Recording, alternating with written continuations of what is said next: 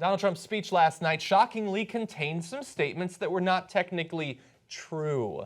By one count, he made 61 verifiable statements, and 51 of them were untrue. We're not going to break down all 51. That's crazy. We're already going over. But we are going to break down some of them, and these are important ones, and they have clear policy implications for the near future. The first, the claim. Obamacare premiums nationwide have increased by double and triple digits. Obamacare is collapsing, and we must act decisively to protect all Americans. Now, it is true that premiums have gone up, but the idea that it's collapsing or that this is something to do with Obamacare, that is not true. The truth is, overall premium increases were actually faster, growing faster under President George W. Bush than under President Barack Obama, 99% under 8 years of Bush to just 59% under 8 years of Obama. So they were going up. They will likely always go up until the end of time, but they were not going up fast because of Obamacare, and Obamacare is not on the verge of collapse. Okay. Well, it is because the Republicans are in charge and they're going to collapse it by repealing it. The number one concern we had with Obamacare as progressives was that it did not have enough price controls. As usual, we were right. And by price controls, I don't mean to artificially limit it, but we left it completely in the hands of the private market and did not offer an option that could keep costs down like a public option, which would create competition that would naturally, organically keep prices down. We were right about that. But that's not what conservatives were saying. Conservatives wanted to go in the opposite direction and empower private insurance to charge you even more. Now, that's what they did under Bush. That's why actually premiums went higher under Bush than they did under Obama. So the doubling and tripling is not true under Obama. The doubling is literally true under Bush when Republicans had their way and let private insurance do whatever the hell they wanted. And many people suspected at the time that one of the chief motivations to destroy any sort of influence on price under the ACA when it was passed was so that a couple of years from now they could say, hey, look, the premiums have gone up. It's a very convenient little two birds, one stone situation.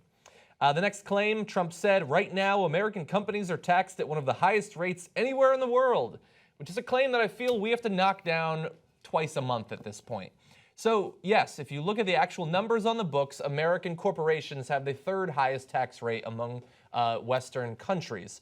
That is the on-the-books number. It is not the amount that they actually pay. When you factor in all of the different ways that they avoid their taxes, it is actually far, far lower than many other countries. But they don't want to talk about that. The loopholes allow some giant corporations to pay no taxes at all, some for up to a decade. Mm-hmm. Now, Trump would know a thing or two about avoiding taxes because he apparently avoided taxes for about, 18 years? 18 years, yeah. Yes, and so he thinks paying 0%, not paying his fair share is a great idea. He's now going to let, not American companies, multinational corporations do that at a rate we haven't seen before. And the tax rate on the books is not anywhere near as important as the effective tax rate, the tax rate they actually pay. So that is and this is not just Trump. This is the oldest Republican trick in the book. They all say it, and they know that in essence it is grossly misleading, and they do it on purpose. Yeah, and bear in mind that for many of these corporations, when you combine the fact that they can effectively knock their tax rate down to zero and they receive subsidies from the government, they can effectively make money. I should set up a corporation. You know what that is, by the way? Crony capitalism. It is. The next claim, this one having to do with immigration, which was a big focus of the speech. According to the National Academy of Sciences, our current immigration system costs American taxpayers many billions of dollars a year. Now, we don't know exactly what study he's referring to there, but there is information that comes from that academy that does say that there are costs to having immigrants. But that is simply one part of their final evaluation of the effect of immigrants, which does not support his argument.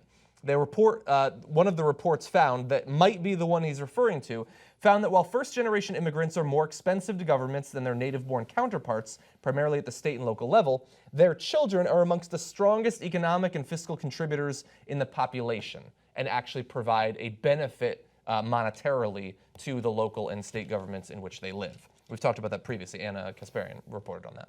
And by the way, for undocumented immigrants, one thing that's almost never talked about is that they pay into Social Security. They've got to do that in order to be able to get their paycheck. But since they're undocumented, they never get that money back. Yes. So that goes into Social Security, goes into Medicare that we benefit from, but they do not. So they also put in money that is just unaccounted for and comes back to us. Yeah, I don't know if there's been enough talk about or study of if you were to, in Trump's wildest fantasies, kick more than 10 million undocumented immigrants out of the country, what effect that would have on the long-term viability of Social Security? That's a great It'd probably question. be devastating, and we should look into it. The next, Trump said this: "We will provide massive tax relief for the middle class." Boy, have we ever heard a Republican president say that before? It turns out, and we don't know for sure, but based on information he's provided about his tax plan, the richest 1% would see an average tax cut of nearly $215,000 a year, while the middle 1/5 of the population would get a cut of just over $1,000.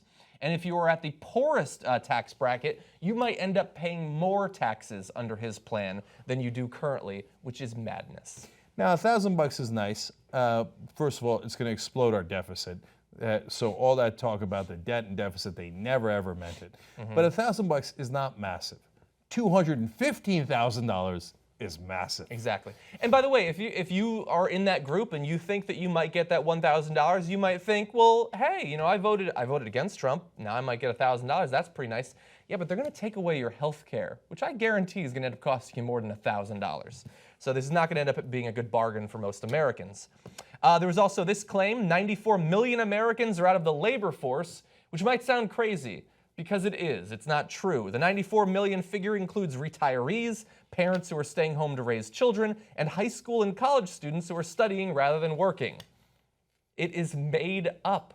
Those people are not looking for jobs. It makes no sense to cite them as being out of work. They're not trying to work. They're retired. They've already retired. They worked their whole life. But that number has been thrown around before. Maybe he ended the sentence with sad baby. And in that case, he was being literal. There are 94 million babies out of work. Exactly. Why don't they get their, pull your diapers up and report to work? Okay. Exactly. One other small claim, but it's the sort of thing that he makes these statements all the time about businesses, about jobs, and that certainly happened in this speech. He said, "We've saved taxpayers hundreds of millions of dollars by bringing down the price of the fantastic, and it is a fantastic, new F-35 jet fighter, and we'll be saving billions more dollars on contracts all across our government." He also referenced millions of jobs that will be coming in. In both of these cases, these are deals that were already going to happen before he won the election. They have nothing to do with Donald Trump. Lockheed Martin had been working with the government to get these cost downs for literally years now. It's still way overpriced and bloated, but the reductions that have been made have nothing to do with Donald Trump.